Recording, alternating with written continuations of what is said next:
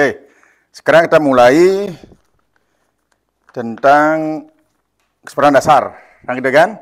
Salah satu peran dasar itu adalah melakukan perubahan secara adendum.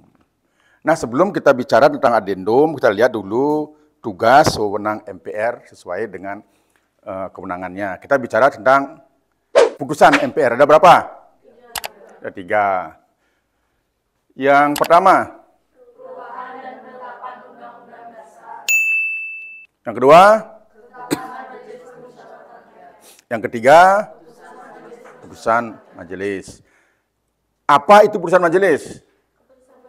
Berisi aturan ketentuan intermajelis, kemudian yang mempunyai kekuatan hukum internal majelis dan menggunakan nomor putusan. Jadi pertama dia harus ada putusan nomor putusan. Ya. Kemudian kekuatannya hanya mengikat ke dalam saja, keluar tidak ada, ke masyarakat tidak ada. Nah, kemudian kita bicara tentang ketetapan. Ketetapan majelis itu yang bersifat kemudian dia mempunyai kekuatan hukum mengikat keluar antara majelis sebagaimana diatur dalam ketetapan MPR nomor 1 dari MPR dari 2003 tentang peninjauan terhadap materi dan status hukum ketetapan Majelis Permusyawaratan Rakyat Sementara dan ketetapan Majelis Permusyawaratan Rakyat Republik Indonesia tahun 1960 sampai dengan tahun 2002. Jadi ketetapan MPR dia sifatnya 2, basiking dan regiling, penetapan dan mengatur. Jadi ketetapan MPR dia memiliki kekuatan di samping ke dalam juga ke keluar, yaitu mengikat daripada MPR sendiri termasuk juga masyarakat. Dan yang paling pertama tugasnya adalah penetapan perubahan undang-undang dasar. Gitu loh. Nah, sekarang dengan perubahan Undang-Undang Dasar Republik Indonesia tahun 45, bolehkah MPR membuat ketetapan lagi? Boleh, Pak, asal bersifat presiden. Ya. Jadi MPR walaupun tidak lagi menjadi lembaga negara, lembaga tertinggi negara, dia masih boleh mengeluarkan ketetapan yang bersifat basiking atau penetapan. Yang bersifat regiling yang tidak boleh. Seperti dulu kan dia boleh membuat GBHN, sekarang tidak boleh. Karena GBHN itu sudah diubah dengan apa? Dengan program calon presiden yang ditawarkan kepada masyarakat saat kampanye jadi calon presiden. Begitu dia terpilih menjadi presiden, maka garis-garis besar haluan negara yang dulu dibuat oleh MPR sekarang menunjukkan program presiden terpilih. Ya kan? Nah, oleh karena demikian, maka yang boleh hanya basiking aja, penetapan. Contoh penetapan, kalau dikaitkan dengan Undang-Undang Dasar 45, pasal berapa? Pasal 8 ayat 2 dan ayat 3. Ayat 2-nya apa? Dalam hal terjadi kekosongan wakil presiden selama-lamanya dalam waktu 60 hari, Majelis Permusyawaratan Rakyat menyelenggarakan sidang untuk memilih wakil presiden dari 2 calon yang diusulkan oleh presiden. Jadi, ketika terjadi kekosongan wakil presiden, maka MPR boleh membuat ketetapan yang bersifat basiking atau penetapan. Contohnya, MPR nomor 3 dari MPR 2001 penetapan wakil presiden Republik Indonesia Megawati Soekarno Putri sebagai presiden Republik Indonesia. ya, ketika Gus Dur atau Presiden Abdul Rahman Wahid turun, Sudah, bapaknya. oh nggih. Dia turun, maka digantikan oleh Megawati jadi presiden. Atau ketika kedua-duanya, yaitu pasal 8 ayat 3. Baik, karena pelas sekolah, kita cukupkan ya. Jalan bertemu Bu Siti. Diberi oleh-oleh berupa jeruk. Wahai penonton dan juri baik hati, Sebelum lomba, kita yel-yel yuk. Ayo. Are you ready, kids? Ayo, Kapten. I can hear you. Ayo, Kapten. Sakura, Jayani, Widya, Mahakawa.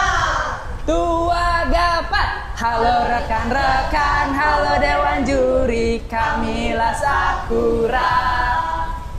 Kami Sakura siap menangkan lomba 4 pilar. Undang-undang dasar dan TAP MPR menjadi pegangan. Jiwa NKRI dan Pancasila pasti kami juara.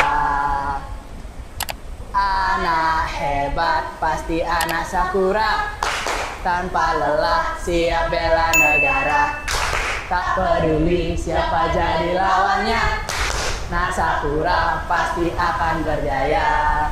Siapa kita? Sakura. Siapa kita? Sakura. Sakura 1, sehat. Sakura 2, aku bangga jadi warga Sakura. Provinsi Bali, Cak Gongsi.